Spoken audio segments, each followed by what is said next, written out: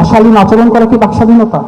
অশ্রাব্য ভাষা কিংবা শিষ্টাচার বহির্ভূত যে আচরণ, সেটা কি বাকস্বাধীনতা? প্রতিটি মানুষের জন্য সাম্য, মানবিক মর্যাদা এবং সামাজিক সুবিচার নিশ্চিত হবে, সেটাই বাংলাদেশি জাতীয়তাবাদ। ফ্যাসিবাদের সময়ে যখন কেউ কথা বলার সাহসটুকু পেত না, সবাই হয়তো বিভিন্নভাবে নিপীড়িত, নির্যাতিত হয়ে রাজপথে আসায় বিভিন্নভাবে বাধাগ্রস্ত হয়েছিল, তখন পুরো বাংলাদেশ কিন্তু তাকিয়েছিল রিজভী ভাইয়ের একটা বক্তব্যের জন্য, বিবৃতির জন্য। ওনার যে বক্তব্য, ওনার যে বিবৃতি, সেটাই কিন্তু আন্দোলনের গতিপথ নির্ধারণ করত। যত গণতন্ত্রকামী ব্যক্তি, প্রতিষ্ঠান, রাজনৈতিক দল রয়েছে, তারা কিন্তু আন্দোলনে কোন কর্মসূচি নিবে, কিভাবে সেটা গতিপথ নির্ধারিত হবে, সেটি রিজভী ভাইয়ের মাধ্যমে, বিএনপির মাধ্যমে নির্ধারিত হয়েছিল। আজকে আমরা দেখি অনেকে এসছে যারা বলছে যে ফ্যাসিবাদ বিরোধী আন্দোলনে ওনাদের বড় ভূমিকা ছিল, কিন্তু আমরা যদি দেখি 16 বছরের ফ্যাসিবাদ বিরোধী আন্দোলন এবং জুলাই গণ অভ্যুত্থানে এককভাবে সবচেয়ে বেশি ত্যাগ সংগ্রাম যেটি করেছে, সেটি জাতীয়তাবাদী ছাত্র দল। সব রাজনৈতিক দল, সব ছাত্র সংগঠন, সব অঙ্গ সংগঠন এক করলেও এর ধারে কাছে কারো কোনো ত্যাগ সংগ্রাম নাই।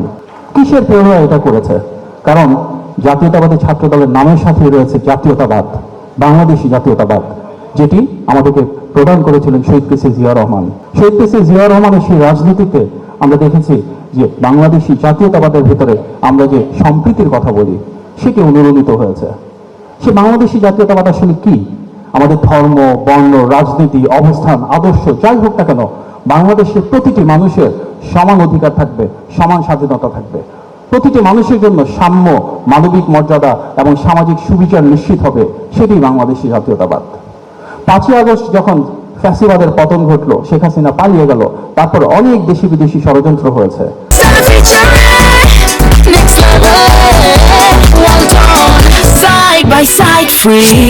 অনেকে বলেছিলেন যারা সংখ্যালঘু রয়েছে, বিএনপি কিন্তু বলে সংখ্যালঘু বলতে কেউ নাই, বাংলাদেশের প্রতিটি মানুষ সমান।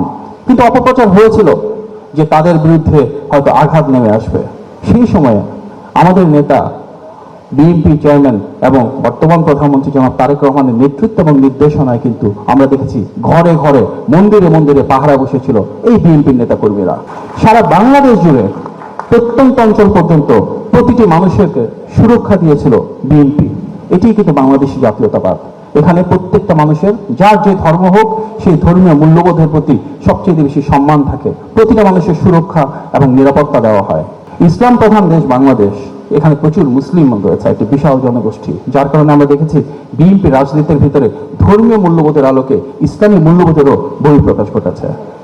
সংবিধান বিসমিল্লাহির রহমানির রহিম সেটি সংযুক্ত করা, মহান আল্লাহ তাআলাকে সর্বশক্তিমান, তার উপর আস্থা প্রদান করা, এই প্রতিটা বিষয় কিন্তু সংযোজিত হয়েছিল শহীদ প্রেসিডেন্ট জিয়া রহমানের সময়। কারণ তিনি সেভাবে বাংলাদেশকে পরিচালিত করতে চেয়েছিলেন যেখানে সত্যিকার ইসলামিক মূল্যবোধের বহিঃপ্রকাশ ঘটে। বর্তমান বাংলাদেশেও আমরা দেখছি আমাদের নেতা, গণমানুষের নেতা এবং নির্বাচিত প্রধানমন্ত্রী জনাব তারেক রহমান সেটিকে ধারণ করে রাজনীতি করছেন। দেশের ইতিহাসে প্রথমবারের মতো আমরা দেখলাম ইমাম, মুয়াজ্জিন এবং খতিব সাহেবদের এবং অন্য যে কোনো ধর্মের যারা ধর্মের প্রধান রয়েছেন বিভিন্ন উপাসনালয়ে, তাদের প্রত্যেকের জন্য মাসিক সম্মানী শুরু করা হয়েছে।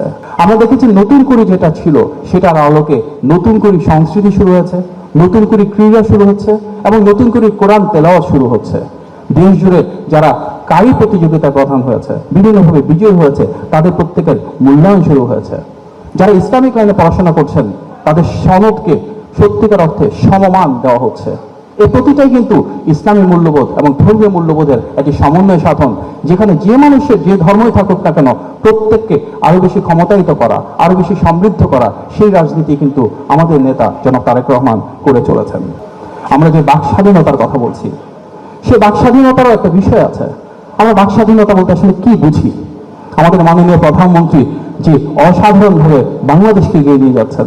গত 2 মাসে আমরা দেখেছি ফ্যামিলি কার্ড, ফার্মার্স কার্ড, আমরা দেখেছি ইমাম, মুয়াজ্জিন, খতিব সাহেবদের সম্মানী খাল খনন, বৃক্ষরোপণ কর্মসূচি, শিক্ষা, স্বাস্থ্য, কর্মসংস্থান কর্মসূচি। গত 2 মাসে তিনি নির্বাচনী ইশতেহারের আলোকে যেভাবে প্রতিটা বাস্তবায়ন করছেন, বাংলাদেশের ইতিহাসে সেটি নজিরবিহীন।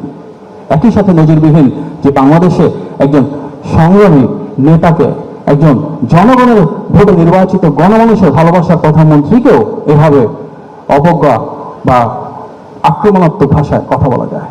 আমরা বাক স্বাধীনতা বলতে কি বুঝি? অশালীন আচরণ করা কি বাকস্বাধীনতা?